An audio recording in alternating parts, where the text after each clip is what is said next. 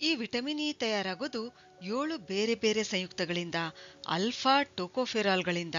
Vitamin E ಅನ್ನು tocopherol ಅಂತ ಕರೀತಾರೆ. ದೇಹದ ಜೀವಕೋಶಗಳ ಒಳಗೆ ಹಾಗೂ ಹೊರಗೆ ನಡೆಯುವ ಎಲ್ಲಾ ಜೈವಿಕ ಕ್ರಿಯೆಗಳಿಗೆ ರಕ್ಷಣೆ ನೀಡುವುದು ಈ ವಿಟಮಿನ್ನ ಮುಖ್ಯ ಕೆಲಸ. ಎಲ್ಲಾ ಅಂಗಾಂಶಗಳಿಗೆ ಆಮ್ಲಜನಕ ಸರಬರಾಜು ಮಾಡುವಲ್ಲಿ ಸಹಾಯ ಮಾಡುತ್ತದೆ. ವಿಟಮಿನ್ ಇ ಹೃದಯದ ಆರೋಗ್ಯಕ್ಕೆ ತುಂಬಾನೇ ಒಳ್ಳೆಯದು. ಇದು ಸೂಕ್ಷ್ಮ ರಕ್ತನಾಳಗಳನ್ನು ವಿಕಸನಗೊಳಿಸಿ ಎಕ್ಸ್ಪ್ಯಾಂಡ್ ಮಾಡಿ ಸ್ನಾಯುಗಳಿಗೆ ಮತ್ತು ನರಗಳಿಗೆ ಹೆಚ್ಚಿನ ರಕ್ತ ಸಂಚಾರ ಆಗುವಂತೆ ಮಾಡುತ್ತದೆ. ರಕ್ತನಾಳಗಳಲ್ಲಿ ಹೆಪ್ಪುಗಟ್ಟದಂತೆ ತಡೆಯುತ್ತದೆ. ಆಂಟಿ ಕೋಯಾಗ್ಯುಲೆಂಟ್ ಗುಣ ಹೊಂದಿದೆ. ಈ ವಿಟಮಿನು ಆಕ್ಸಿಡೇಟಿವ್ ಸ್ಟ್ರೆಸ್ ಕಡಿಮೆ ಮಾಡುತ್ತದೆ. ಆಕ್ಸಿಡೇಟಿವ್ ಸ್ಟ್ರೆಸ್ ಈ ಸ್ಥಿತಿ ಏನಿದೆ ಅಲ್ಲ, ಇದು ನಮ್ಮ ಜೀವಕೋಶಗಳಲ್ಲಿ ಆಕ್ಸಿಜನ್ ಹೋದಾಗ, ರಾಸಾಯನಿಕ ಕ್ರಿಯೆ ನಡೆದಾಗ ಕೆಲವು ಫ್ರೀ ರ್ಯಾಡಿಕಲ್ಗಳು ಬಿಡುಗಡೆಯಾಗುತ್ತವೆ.